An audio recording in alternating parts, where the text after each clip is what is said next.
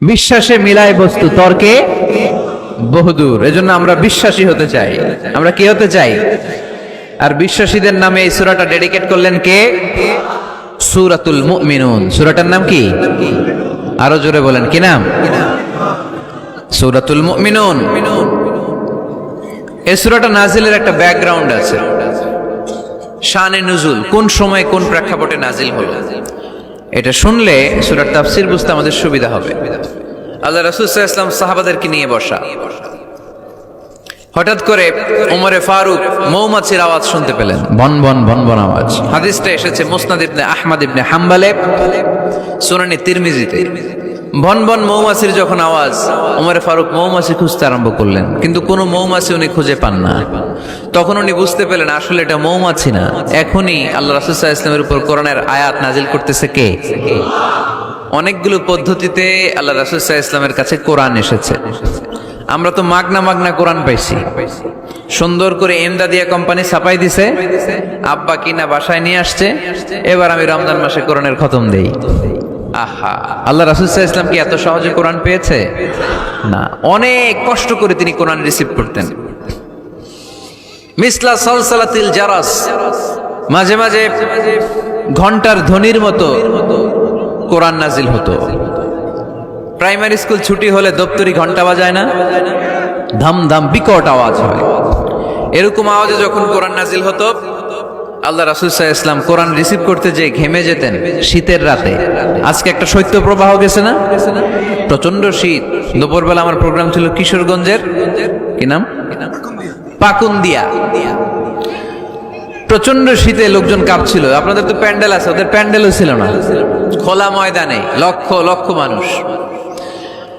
তো প্রচন্ড শীতের রাতে আম্মা জান আয়েশা রাদিয়াল্লাহু তাআলা আনহা উনি কাঁপতেন, আর এই কোরআন রিসিভ করতে যে বিষ্ণু ঈসা ইসলাম ঘামতেন। সুবহানাল্লাহ বলতে পারলেন না? এত কঠিন ছিল ওহি রিসিভ করা। ইন্না সানুলকি আলাইকা কওলান সাকিলা, নবী হে, এই কোরআনের বাণীটা অনেক সাকিল, ভারী। এত ভারী, ওটের উপর বসে থাকা অবস্থায় যখন কোরআন নাজিল হতো, তখন রাসূল সাল্লাল্লাহু আলাইহি ওয়াসাল্লাম যে ওটের উপর বসে আছেন, ওটের পা গুলো জমিনে গেড়ে যেত। ঘোড়ার উপর বসে থাকা অবস্থায় কোরআন নাজিল হলে ঘোড়াটা দাঁড়ানো থেকে বসে যেত। মাঝে মাঝে সাহাবাদের গায়ে হেলান দিয়ে পায়ের মধ্যে মাথা রেখে রাসূল সাল্লাল্লাহু আলাইহি ওয়াসাল্লাম শুয়ে থাকতেন। এক সাহাবীর পায়ে মাথা রেখে আল্লাহ রাসূল সাল্লাল্লাহু আলাইহি ওয়াসাল্লাম শুয়ে আছেন, তিনি টেরই পাচ্ছেন না। হঠাৎ করে কোরআনের আয়াত নাজিল হতে লাগলো। সাহাবী বললেন, হঠাৎ করে আমি টের পেলাম বিশ্বনবীর মাথাটা অনেক ভারী হয়ে গেল। আমার মনে হচ্ছে যে রাসূল সাল্লাল্লাহু আলাইহি ওয়াসাল্লামের মাথার ভারে আমার পায়ের হাড্ডি ফেটে খান খান হয়ে যাবে। সুবহানাল্লাহ পড়েন। তো এই কঠিন কোরআন যখন রাসূল সাল্লাল্লাহু আলাইহি ওয়াসাল্লাম রিসিভ করতেন, তিনি ঘেমে যেতেন। আবার মাঝে মাঝে সাইয়েদনা জিবরাইল আলাইহিস সালাম সরাসরি ওনার সূরাতে আসতেন কোরআন নিয়ে। হেরা পর্বতে আর সিদরাতুল মুনতাহায়, এই দুই জায়গায় আল্লাহ রাসূল সাল্লাল্লাহু আলাইহি ওয়াসাল্লাম সাইয়েদনা জিবরাইল আলাইহিস সালামের মূল আকৃতিতে ওনাকে দেখতে পেয়েছিলেন। মাঝে মাঝে স্বপ্ন যুগে আসতো এই ওহী, পর্দার আড়াল থেকে মেরাজের রাতে তিনি পেয়েছেন ওহী। মাঝে মাঝে ইউলকা ফি কুলুবি রাসূলিল্লাহ, আল্লাহ রাসূল সাল্লাল্লাহু আলাইহি ওয়াসাল্লামের অন্তরে ওহী ঢেলে দেয়া হতো। আর মাঝে মাঝে মিসলা সাউতিন নাহাল, মৌমাছির ভনভন ভনভন আওয়াজের মতো কোরআন নাজিল করত কে? ভনভন আওয়াজ দেখে ওমরে ফারুক বুঝলেন এটা আসলে মৌমাছি না, কোরআনের আয়াত। কোরআনের আয়াত নাজিল শেষ, আল্লাহ রাসূল সাল্লাল্লাহু আলাইহি ওয়াসাল্লাম চেহারা ঘুরিয়ে সাহাবীদের দিকে মুখ করে বসলেন আর বললেন, এইমাত্র সূরাতুল মুমিনুনের শুরুর দিককার আয়াতগুলো আমার কাছে নাজিল হয়েছে। এখানে আল্লাহ তাআলা মুমিনের 7টি গুণের কথা বলেছে। কয়টি? সবাই বলতে হবে, কয়টি গুণ? আল্লাহ রাসূল বললেন, মান আকামা হুন্না দাখালাল জান্নাহ, এই 7টা গুণ যে মানবে আল্লাহ তাআলা জান্নাতুল ফেরদাউসের মালিক বানায় দিবে। আজকে এই 7টা গুণের ব্যাপারে আমরা জেনে যাব ইনশাআল্লাহ। পড়ি আর জোরে পড়ি ইনশাআল্লাহ। আর যদি আপনাদের কষ্ট হয় ওঠা বসা করবেন না, হাত তুলে দাঁড়িয়ে যাবেন, বলবেন হুজুর কষ্ট হচ্ছে। দুই একজনের কাছ থেকে শুনলেই দোয়া করে বিদায়, সংক্ষেপ করে দিবেন ইনশাআল্লাহ। মাইকের সাউন্ডে আমি প্রাণ পাচ্ছি না। আমি বলতেছি একটু ইকো দিয়ে দেখো প্রাণ পাওয়া যায় কিনা। একটু ইকো দাও তো দেখি, বেশি দিও না, আবার একটু দাও। দুর্বল, সাউন্ড দুর্বল। প্রতি রাতে আমাদেরকে কথা বলতে হয়, সাউন্ড সিস্টেম যদি ডিজিটাল সাউন্ড সিস্টেম না হয়, দুর্বল হয়, আমাদেরকে শাউট করতে হয়। একদিনের জন্য শাউট করে আমার গলা ভাঙলে আমার জীবন ধন্য, সমস্যা নাই। কিন্তু আমার তো একদিন না। নোয়াখালীর লোকেরা কয় হুজুর আন্নে গো একদিন আঙ্গ ব্যাগ দিন, মানে আপনাদের একদিন হইলো আমাদের ব্যাগ দিন, মানে প্রতিদিন। কি হয়েছে? সাপ কই? বসো বসো। তাহলে মুমিনের কয় গুণ? গলায় আওয়াজ নাই। কয়টা গুণ? শেষ পর্যন্ত এরকম আওয়াজ লাগবে আমার। আওয়াজ তোলা যাবে? মাশাআল্লাহ। 7টা গুণ আজকে আমরা শুনবো। আল্লাহ শুরু করছেন, قد أفلح المؤمنون الذين هم في صلاتهم خاشعون। সফল হয়েছে তারা, ঈমান এনেছে যারা। কার কথা? সফলতার মানদণ্ড আল্লাহ দিয়েছেন ঈমান। আপনি যদি টাকাওয়ালা হন আপনি সফল না, যদি ঈমান না থাকে, ঠিক কি না? আপনি যদি ক্ষমতাওয়ালা হন আপনি সফল না, যদি ঈমান না থাকে, ঠিক কি না? আপনি অনেক বড় সেলিব্রিটি কিন্তু ঈমান নাই, আল্লাহর মানদণ্ডে আপনি সফল না, ঠিক কি না? এজন্য আল্লাহ বলেছেন সফল হয়েছে তারা, ঈমান এনেছে। আমি বলবো সফল হয়েছে তারা, আপনারা বলবেন ঈমান এনেছে যারা। আওয়াজ তুলে বলেন সফল হয়েছে কারা? যারা ঈমানদার তারা সফল। قد أفلح المؤمنون, successful indeed are the believers. তারাই সফল যারা ঈমানদার। তবে যেন ঈমানদার নয়, তাদের 7টা বৈশিষ্ট্য থাকা চাই। কয়টা? 1 নম্বরে আল্লাহ বলছেন আল্লাযীনা হুম ফি সালাতিহিম খাশিউন। তারা যখন সালাতে দাঁড়ায় দিন দুনিয়ার হুঁশ থাকে না, তারা ভীত সন্ত্রস্ত হয়ে আল্লাহর দিকে রুজু হয়ে সালাত আদায় করে। নামাজে যখন দাঁড়াবো দুনিয়ার কোনো হুঁশ জ্ঞান আমাদের থাকতে পারবে? আমাদের হুঁশ থাকবে একদিকে, তিনি কে? সালাত কায়েম করো, সালাত কায়েম করো, হবে সম্মানী তুমি, হবে জান্নাতি তুমি, হবে সম্মানী তুমি, হবে জান্নাতি তুমি। দিবে কাল হাসরে শীতল ছায়া আরশে আজিম, রাব্বিয়াল আলা রাব্বিয়াল আযীম। পড়েন রাব্বিয়াল আলা রাব্বিয়াল আযীম। আলহামদুলিল্লাহ। আল্লাযীনা হুম ফি সালাতিহিম খাশিউন। শুরু হয়ে গেল মুমিনদের 7টি বৈশিষ্ট্যের আলোচনা। 1 নম্বর বৈশিষ্ট্য হচ্ছে মুমিনরা যখন নামাজে দাঁড়ায় দিন দুনিয়ার হুঁশ থাকে না, তাদের চিন্তা, তাদের ধ্যান চলে যায় একদিকে, তিনি কে? সাইয়েদনা আলী রাদিয়াল্লাহু তাআলা আনহু যুদ্ধের ময়দানে মারাত্মকভাবে জখম হলেন, আহত হলেন। পায়ের ভেতরে জিহাদের ময়দানে তীর ঢুকে গেল, তীর কেউ টেনে বের করতে পারে না, এতটাই জখম হয়েছে। তীর ধরে টান মারলে তিনি চিৎকার মারে। বিশ্বনবী দেখলেন অবস্থা বেগতিক। আল্লাহর হাবিব বললেন তীর ধরে টানাটানির দরকার নাই, যেহেতু টান মারলে ব্যথা পায়, ছেড়ে দাও, আজান দাও। বেলাল তুমি আজান দাও, একামত দাও। এক সাহাবীরে বললেন আমি যখন নামাজে দাঁড়াবো, আলী যখন নামাজে দাঁড়াবে, নামাজরত অবস্থায় তুমি তোমার নিজের দায়িত্বে আলীর পায়ের ভেতর থেকে তীরটা টেনে বের করে ফেলবা। আজান দেয়া হলো, একামত হলো, বিষ্ণু ঈসা ইসলাম নামাজ পড়তে শুরু করলেন। সাইয়েদনা আলী রাদিয়াল্লাহু তাআলা আনহু নামাজে দাঁড়ালেন। ওই সাহাবী দাঁড়ান নাই। বিশ্বনবীর পরামর্শ অনুযায়ী কাতারের ভেতর দিয়ে যে বিশ্বনবীর মেয়ের জামাতা সাইয়েদনা আলী রাদিয়াল্লাহু তাআলা আনহুর পা থেকে টান মেরে তীর বের করেছে। টান দিয়ে তীর খোলা হয়েছে, কিন্তু সাইয়েদনা আলী মুহূর্তের জন্য টের পান না। আগে টান মারতেছে, ব্যথা পায়, চিৎকার মারে, কিন্তু সালাতের অবস্থায় টান মেরে তীর বের করেছে, উনি টেরই পান নাই। আল্লাহু আকবার। তার মানে যখন নামাজে তিনি দাঁড়িয়েছেন দিন দুনিয়ার হুঁশ তার ছিল না, তার হুঁশ, জ্ঞান, চিন্তা, ধ্যান সব কিছু চলে গিয়েছে একজনের দিকে, তিনি কে? এজন্য বিশ্বনবী বলতেন আনতা আবুদাল্লাহা কাআন্নাকা তারা ফাইন লাম তাকুন তারাহু ফাইন্নাহু ইয়ারাক। এমন ভাবে নামাজ পড়বে মনে করবে তুমি আল্লাহকে দেখে দেখে নামাজের মুসল্লায় আছো, ঠিক কি না? যখন নামাজ পড়বা ভাববা তুমি আল্লাহকে দেখছো। আর যদি এটা কষ্ট হয় অ্যাটলিস্ট এটা ভাবো যে আল্লাহ তোমায় দেখছে। আমাদেরকে দেখে কে? আমি যে নামাজ পড়ি দেখে কে? এই চিন্তাটা মাথায় থাকার দরকার আছে না নাই? আন তা'বুদাল্লাহা কাআন্নাকা তারা ফাইন লাম তাকুন তারাহু ফাইন্নাহু ইয়ারাক। এমন ভাবে নামাজ পড়ো, এটা চিন্তা করো যে আল্লাহ তোমায় দেখছে। আল্লাহ ইজ ওয়াচিং মি, তাই না? আল্লাহ ইজ অবজার্ভিং মি, আমার আল্লাহ আমাকে দেখছে। এই চিন্তা করে যদি নামাজ পড়েন, খুশু খুদু বাড়ায় দিবে কে? এক সাহাবী নামাজে পড়তেছে, দাড়িও টানতেছে, এরকম নামাজে পড়ে দাড়িও টানে, এরকম আল্লাহর ওলি আছে না নাই? নারায়ণগঞ্জে নাই? হ্যাঁ আছে। নামাজ পড়া অবস্থায় বারবার চুলকানো যাবে, দাড়ি টানা যাবে, শুধু মোবাইলে SMS লেখা যাবে? যাবে না, এগুলো করবেন না। নজরটা থাকবে সেজদার দিকে। কোন দিকে? সবাই বলেন, মনে থাকবে এটা। এগুলো message, very sensitive and important message. এগুলো নিয়ে যান বাড়িতে। সালাতে মন বসে না, কারণ নজর ছোটাছুটি করে এইদিকে এইদিকে এইদিকে। নামাজে দাঁড়াইছে, জানলা খোলা, জানলার দিকে তাকায় আছে। আল্লাহর ওলি আছে না নাই? নামাজে দাঁড়াইছে, ঘড়ির দিকে তাকায় আছে, ঘড়ির কাঁটা ঘুরে, হের মাথাও ঘুরে, আছে না নাই? না, এদিক সেদিক তাকাবেন না, সেজদার দিকে তাকাবেন। কোন দিকে? আল্লাহ তিনটা চান্স দেয়। কয়টা? একবার যখন এদিকে তাকান, আল্লাহ বলে আকবিল, ফিরে আয়, ফিরে আয়, সেজদার দিকে তাকা। আবার যখন তাকান, আল্লাহ বলে আকবিল, ফিরে আয়, সেজদার দিকে তাকা।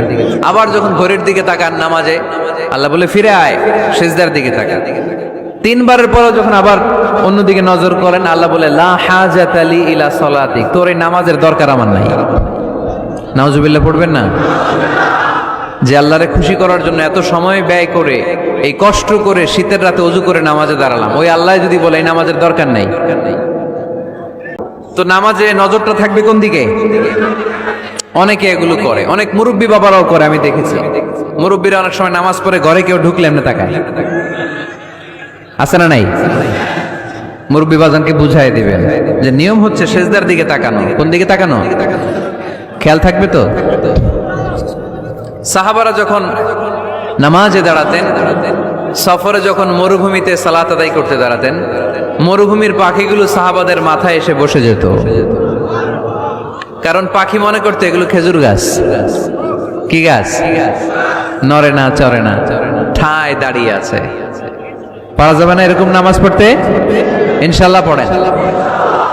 আল্লাযীনা হুম ফি সালাতিহিম খাশিউন।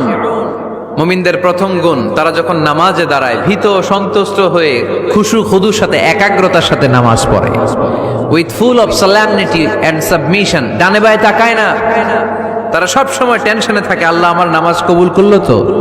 আর তারা ভাবে হতে পারে এটাই আমার জীবনের শেষ নামাজ। It could be my final salah, perform the salah as if this is your last and final prayer. এমন ভাবে নামাজ পড়ো, চিন্তা করো যে হতে পারে এটাই তোমার জীবনের শেষ নামাজ, আর হয়তো আমি আল্লাহর সিজদা দেওয়ার সুযোগ পাবো না। আজকের মাহফিল শেষ করে আমরা বাসায় পৌঁছতে পারবো, কোনো গ্যারান্টি আছে আমার? আর 10 মিনিট হায়াত আছে আমার, কোনো গ্যারান্টি নাই। আর 2 মিনিট বাঁচবো, গ্যারান্টি আছে? শ্বাস যেটা নিলাম এটা ফেলতে পারবো, গ্যারান্টি আছে? তো মুসল্লায় যে দাঁড়াইলেন, নামাজ যে পড়লেন, এরপরে আরেকবার নামাজের সুযোগ পাবেন, গ্যারান্টি আছে? তো তাহলে প্রত্যেক নামাজের সময় মুসল্লায় দাঁড়িয়ে আমরা এটা ভাবি না কেন যে এটাই হতে পারে আমার শেষ নামাজ? This could be my final সালাহ, হতে পারে এটাই আমার শেষ নামাজ। এরকম চিন্তা নিয়ে যদি আপনি নামাজে দাঁড়ান, তাহলে মন এদিক সেদিক যাবে।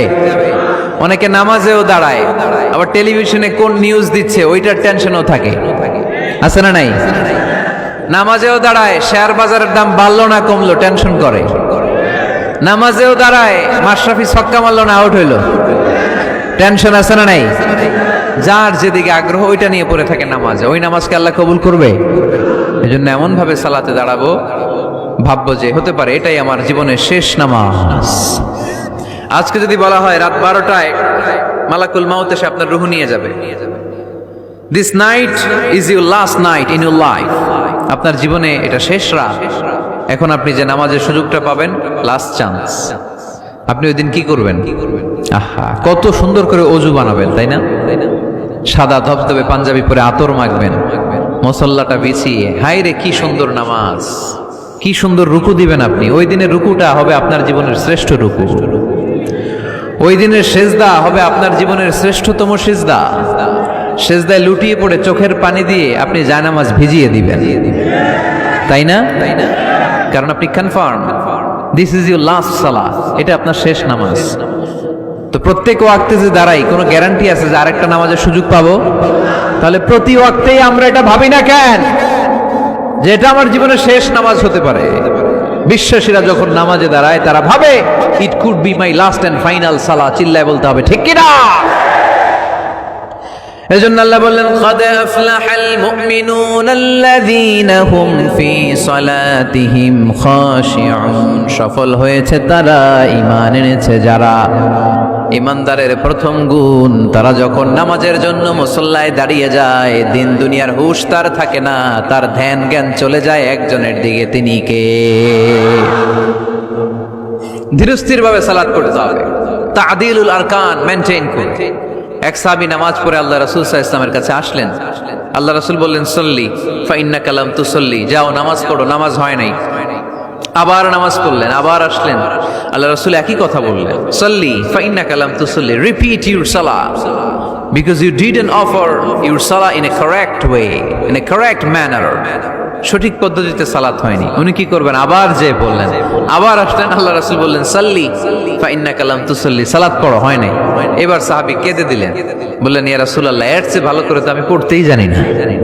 আল্লাহ রাসূল সাল্লাল্লাহু আলাইহি ওয়াসাল্লাম সাহাবীকে জড়িয়ে ধরলেন, বললেন আসো তোমারে শিখাইয়া দেই, যখন নামাজে দাঁড়াবা তাড়াহুড়ো করবে না। There is no rushing in সালাহ, there is no hastiness in সালাহ। সালাতে তাড়াহুড়ো নাই। যখন দাঁড়াবা রিল্যাক্স, যখন রুকুতে যাবা রিল্যাক্স, সিজদায় লুটিয়ে পড়বা রিল্যাক্স। তাড়াহুড়ো করা যাবে? রুকুতে যখন যাবা পিঠটাকে সোজা করবা, স্ট্রেট ফরওয়ার্ড। আল্লাহ রাসূল সাল্লাল্লাহু আলাইহি ওয়াসাল্লাম যখন রুকু দিতেন, ওনার রুকু দেওয়া পিঠটা এতটাই স্ট্রেট ফরওয়ার্ড আর সোজা হতো, সাহাবারা বলতেন এখানে পানির গ্লাস রেখে দিলে পানিটাও কাঁপতো না, গ্লাসটাও নড়তো না। তার মানে রুকুর পিঠ খুব বাঁকা ছিল, তাই না? কি ছিল? স্ট্রেট ফরওয়ার্ড, সোজা। লা ইয়াসুব্বু ওয়া লা ইয়াকনিউ। আমাদের অনেকের মাথা অনেক নিচে চলে যায়, অনেকেরটা এরকম থাকে না, স্ট্রেট ফরওয়ার্ড। আল্লাহ রাসূল সাল্লাল্লাহু আলাইহি ওয়াসাল্লাম বললেন সবচেয়ে বড় চোর যে নামাজে চুরি করে।